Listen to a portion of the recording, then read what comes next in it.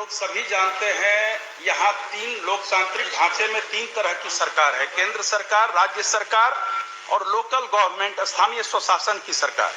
और उसके तहत माननीय मुख्यमंत्री जी ने उस समय नियोजन इकाई के द्वारा नियुक्ति करवाया। जो माननीय सदस्य का सवाल है वह इसलिए भी अनिवार्य है और अपरिहार्य है कि उन्हीं शिक्षकों के अनुभव के आधार पर सरकारी विद्यालयों में प्रधानाध्यापक के रूप में नियुक्ति की गई, प्रधान अध्यापक के रूप में नियुक्ति की गई, शिक्षण प्रशिक्षण महाविद्यालय में व्याख्याता के रूप में नियुक्ति की गई। उसमें आप उनका अनुभव मान रहे हैं। राज्य सेवा संवर्ग के भी कोई अगर भारतीय प्रशासनिक सेवा में जाते हैं तो वो सरकार स्टेट टू सेंटर होता है, सेंटर टू सेंटर होता है, तो लोकल गवर्नमेंट टू स्टेट क्यों नहीं हो सकता है? इतने दिन की सेवा, वो भी नियमित सेवा। मुख्यमंत्री महोदय ने पहले वो ठेके पर थे नियुक्त, कॉन्ट्रैक्ट पर, और मुख्यमंत्री महोदय ने 60 वर्ष की सेवा उनकी भी की जितनी सरकारी कर्मियों की, सरकारी शिक्षकों की सेवा थी। तो मुझे नहीं लगता इसमें कोई विवाद है। विभाग द्वारा यह विवाद जरूर पैदा किया जा रहा है, शिक्षकों में असंतोष बनाया जा रहा है, पठन पाठन का कार्य प्रभावित हो रहा है। इसीलिए इसमें मंत्री महोदय आप एक बार समीक्षा करें और सरकार के संवैधानिक स्वरूप को देखते हुए जो माननीय सदस्य का प्रश्न है उसके अनुरूप उनको यह हकदारी मिलनी चाहिए। माननीय सभापति महोदय, जहाँ तक शिक्षकों के वेलफेयर का प्रश्न है या फिर शिक्षा जगत में जितनी सुधार हुए हैं, अगर उसमें डिटेल में जाएंगे समय लगेगा, लेकिन ये कहना कि शिक्षकों के विरुद्ध है सरकार या उनका ख्याल नहीं रख रही है, सही नहीं है। लेकिन जो कॉन्स्टिट्यूशनल पोजीशन है, हम निश्चित रूप से आपके प्रस्ताव पर विचार करेंगे, लेकिन जो कॉन्स्टिट्यूशनल पोजीशन है वो भी माननीय सदस्य जान जाए। स्थानीय निकाय शिक्षकों की नियमावली भारत के संविधान के अनुच्छेद 243(6) के तहत अधिसूचित की गई है, जो राजकर्मी श्रेणी के तहत नहीं होते हैं। तो ये कॉन्स्टिट्यूशनल पोजीशन है, लीगल पोजीशन है। उसके बावजूद भी मैंने कहा कि हम उस पर विचार करेंगे, लेकिन जहाँ तक लीगल पोजीशन है, कॉन्स्टिट्यूशनल पोजीशन की बात है, सरकार उस पर सही है और जो हमारा विभाग है वो भी सही है।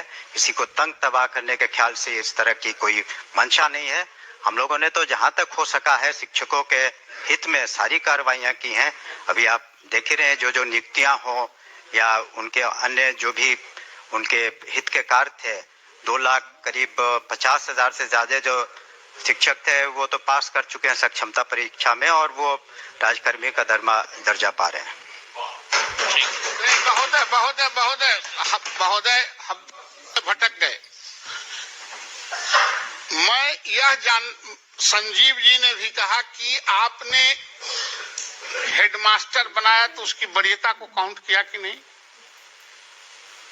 आप बीपीएससी में सरकार ने एक योजना लाई कि नियोजित शिक्षकों को हम परमानेंट करके राज्यकर्मी का दर्जा देना चाहते हैं।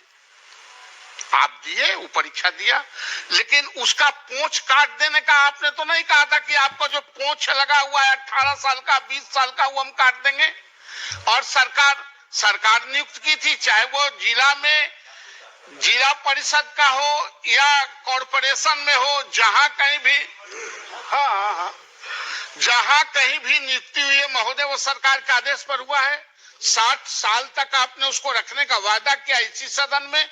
हम सिर्फ यह चाहते हैं कि जो 18 साल 20 साल से काम कर रहे हैं उनकी सेवा निरंतरता उसमें जुटनी चाहिए।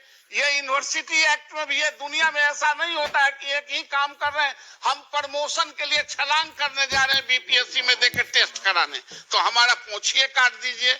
इसलिए महोदय मैं पुनः यह कहता हूं कि उनकी जो सेवा निरंतरता है उसमें जोड़ी जाए। अनुभव, जितने दिन का अनुभव है, और आज अभी यूनिवर्सिटी सर्विस कमीशन के पूर्व चेयरमैन बैठे हुए हैं और वर्तमान चेयरमैन भी बहाली कर रहे हैं। आप दूसरे कॉलेजों को, एफिलिएटेड कॉलेजों के 10 साल और 5 साल का आप काम करने का अनुभव जोड़ रहे हैं कि नहीं? आप उस पर आप अंक दे रहे हैं कि नहीं?